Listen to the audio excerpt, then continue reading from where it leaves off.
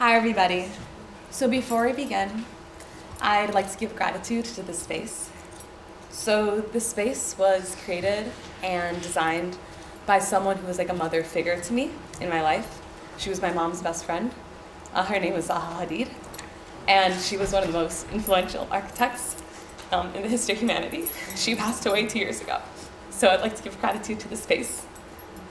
And she left a huge legacy in this world for empowerment and possibility for humans everywhere, and left a huge legacy in my world too. So I'd like to say.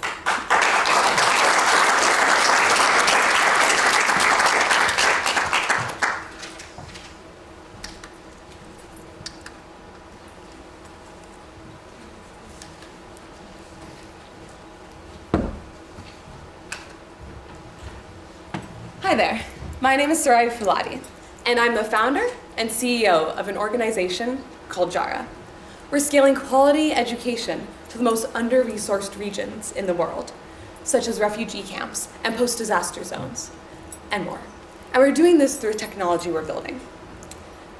But before I even get further on this, I'd like to ask all of you a question. How many of you know someone under 18? Raise your hand. Now think of that person. How many of you know 2 people under 18? Raise your hand. What if I were to tell you that 1 in every 2 children on this planet live in poverty? That means they have a decreased chance at ever getting a successful education and ever breaking the cycle of poverty. Now imagine 10 children in poverty. 3 out of those 10 children in poverty will never get access to a classroom, or have lost their access to the classroom due to a disaster. That's 264 million children without access to a classroom. But think about the people under 18 you know. How many of them that you actually know don't have access to a classroom? Most people watching this don't actually personally know someone who doesn't have access to a classroom under 18. But why is that? There's 264 million of these children. Where are they? Who are they? We can look at the media for an answer to this. So whenever disaster hits in the world, there is about a few weeks to maybe a month of viewership on that disaster, on that population of people in that region.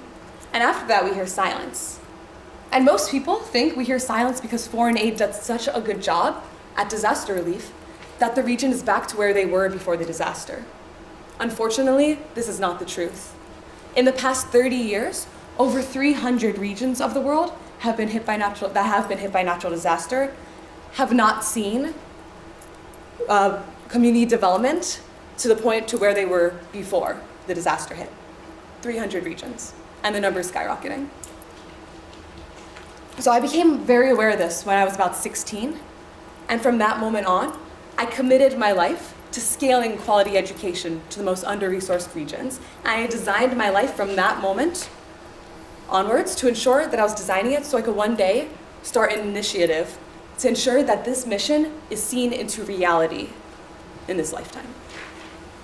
So I got a degree in electrical engineering to build out the technology required for this.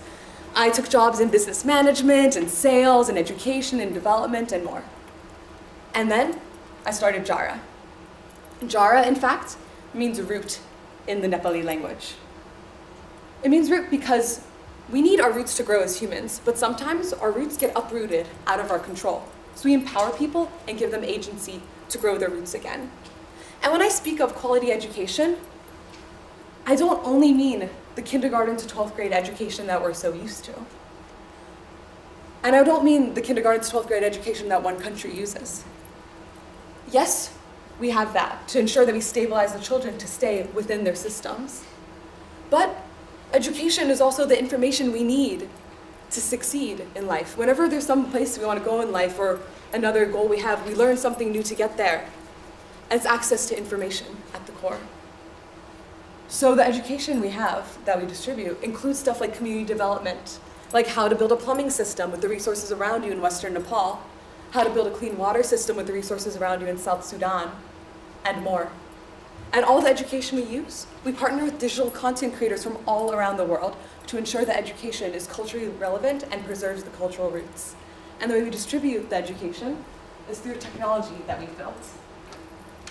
This is the Jara unit. This is backed by 7 years of research.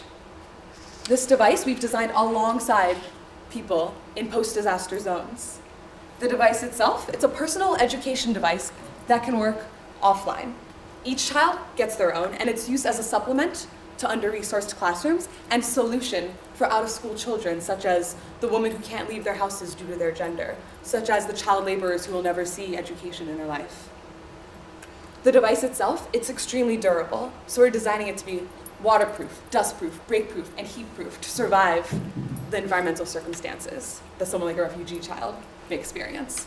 The device itself, it's crank-powered and solar-powered to charge, so that the child does not need any access to generators or electrical grids or anything on the ground in order to use this anytime, anywhere. This device grows with the child.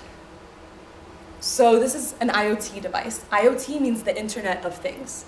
That means a piece of hardware can talk to another piece of hardware, can talk to another piece of hardware. So that way we're able to send updates and also get feedback and grow with the child as they go through life, to ensure we follow them if they're migrating as a refugee, to ensure that we're growing with them as environments changes and as they just age and gain new interests. And the way we've designed this, we've had to be very intentional in our design with this to ensure that we're creating something that people truly want. And the trick is, in designing for humanitarian development, the trick is to design with, not for. So the people we design with, they're locals in these regions of the world. And another way that we would implore you to join us on is when you design these humanitarian development initiatives, to follow this process. 1, assume nothing. 2, listen. 3, iterate and repeat. And if you do this process, you're truly working with people to create something that is empowering to them in the way they want it. We're starting in Nepal and then we're scaling globally. And the process to scale globally is one of research, then validation, then pre-pilot, pilot, and then launch. Because we need to ensure the content is customized to the region, customized to the way the locals want it, and the distribution is right. We hire locals full-time to be the faces of our organization, to be the ones to implement it, to be the ones to facilitate continuous use of it, and further. We're starting in Nepal because Nepal was hit by an earthquake in 2015, displacing 6,000 schools. Currently, today, 60% of students are failing their national exams. Our team spent a lot of time in post-disaster Nepal last year, and we found that in the epicenter of where the earthquake was, Gorkha, Nepal, children are still walking 4 to 6 hours each way alone to get to their temporary learning centers, which is a structure that's only supposed to be there for about 2 to 3 weeks when a disaster hits. Instead, these are the structures they're going to 3 years later. And the education inside there will not help them break out of poverty, unfortunately. The education inside of there is one where there's 5 classrooms, but only 1 to 2 teachers. Children only get time with their teacher about 20% of the day, and the rest of the day is spent with them redoing workbooks they've already completed. What the children want, they've told us, they want access to more information. They want to know what's going on in the world. They want to get the skills they need so they can succeed to become the nurses they want to be, the best farmers they want to be, engineers, and beyond. So, we're in an exciting place now. So these devices, $5 to manufacture and assemble. $5 US to manufacture and assemble.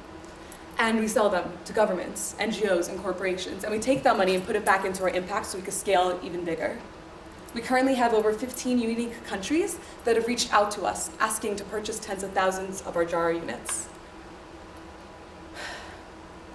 I believe that this is a huge systemic shift that we need to see in this lifetime, but we can't do this alone. We need everyone at the table. We need the most powerful people at the table. We need people in these post-disaster regions at the table. We need all of you watching this at the table. We need to do this together. The more partnerships, the stronger to create this huge systemic shift of scaling quality education in this world.